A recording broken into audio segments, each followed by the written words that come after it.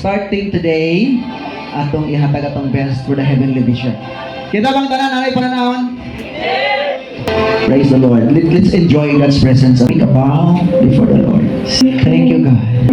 Lord, I pray that everyone will maka-encounter my embrace and heavenly vision. Everybody, Lord, let everyone will be caught with the vision. Ang among mga paunahon, among kasing-kasing, magpagamit namin kaning mo Ginoo. Kaya imo ming gi-encounter, imo ming gitawag, gipili sa kadaghang tao sa kalibutan. Imo ming gi-appoint your day aron imong gamiton as your servant. Salamat, Lord. Nasayro na namo among existence. The vision will change our attitude. Lord, nabag-o na ang among mga kinaiya, ang among lifestyle. Lord, ang vision Ginoo naghatag na mo right direction. Dili sayang akong kinabuhi. Dili sayang among oras.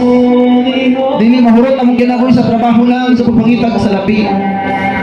Pero Lord, ang imo ng imong pulong that seek ye first the kingdom of God and His righteousness, and all these things shall be added. Lord, ang among mga finances makatabang sa imong buluhaton. O imo ming gamiton, Lord, for winning souls and making disciples. Lord, among ning i-commit among life diya kanimo. Sa imong pagtawag, we cooperate.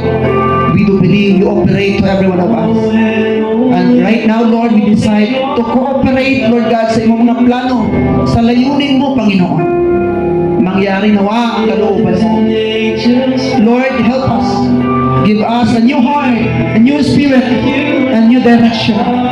This year 2025, mahimong blessful by our obedience. Blessful year, Lord God, sa ministry, sa church, sa cell group. I-bless, Lord, kini nga tuig 2025, bisag pa kung sa kadaghan, Ginoo, ang mga daotang balita, virus, but Lord, ang among focus, Ginoo, ang vision. Ang focus, Lord, ang inong kabubutan. Thank you, God.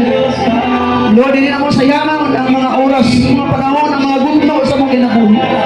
Ang time will come, and ikatubang namon sa mong ginarian, mayon ka. Well done, my good and faithful servant. Come, join, enter to your master's happiness.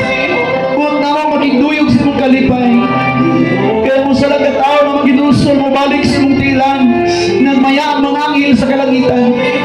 Tumod ka doon ay tao, dalawas ka na yung tao nagpagamit, Lord. Kung sa kiling matag mo sa karoon nga niya sa siyon sa simbahan. Sabihin kami, Lord, dili lang kay kami ang perminti follow up. Dili lang kay kami perminti ang dasigon.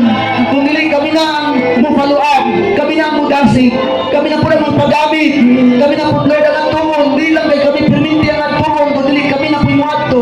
Yes, bigit abaw sa imong kinabuhi. Igsoon, i-commit niyo sa Ginoo, Lord, magpagamit ko. Ignas, Lord, gamit ako. Lord, gusto na ako mag-fulfill ang mong kabubutan sa akong kinabuhi. Lord, ang akong existence, di masayang, di makawang ang kong oras ng panahon. Thank you, Lord. Talk to God. Mag-exulti si Lloyd. Pasalamati si Lloyd. Minsan po, yung una-una, imong kasing-kasing karon, ayaw ikaulaw. Pasalamati si Lord. Then, paghimo ko commitment kay Lord karon. Meaning, tuwing 2025, your life will never be the same again. Yes. Masinati ni mo, ang wala ni mo masinati isukad. Naibuhatong si Lord sa imong kinabuhi, feeling stronger than ever before. And the Lord will anoint you if you make a vow, if you make a commitment, because God appoint you to be His servant. Commit your life to the Lord. Speak to God right now. Nakita ni Lord ang imong una-una kasing-kasing. Kung sa ayaw iya, adto sa layo imong una-una, i-focus sa iya karon.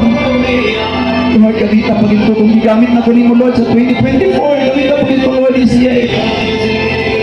This year, more pa Lord, more pa nga souls, more pa nga cell group. Lord, we pray, more pa anointing Lord to become effective leader. I-desire na gamiton ka ni Lord, mighty, stronger than ever before. Na mapangitabo sa mong kinabuhi, ang wala kang hitabo sumat. Makaingan ka nga, this is it Lord. This is the blessings of my life. Di lang ang kwarta,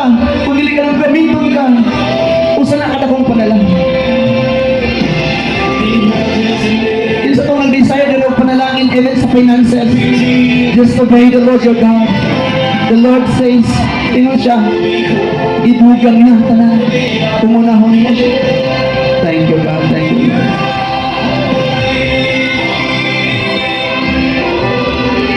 Enjoy God's presence. Yes, Lord. We want to feel the word of your embrace. The power of your love. Yes, Holy Spirit. You touch every heart. Thank you, God. Thank you, Lord. Lord, tabangin niyo na din masayang ang mga oras, mga adlaw.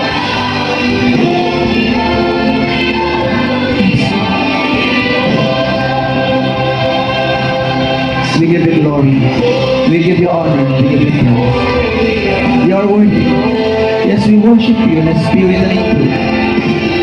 Holy, holy, holy are you, Lord. God is holy.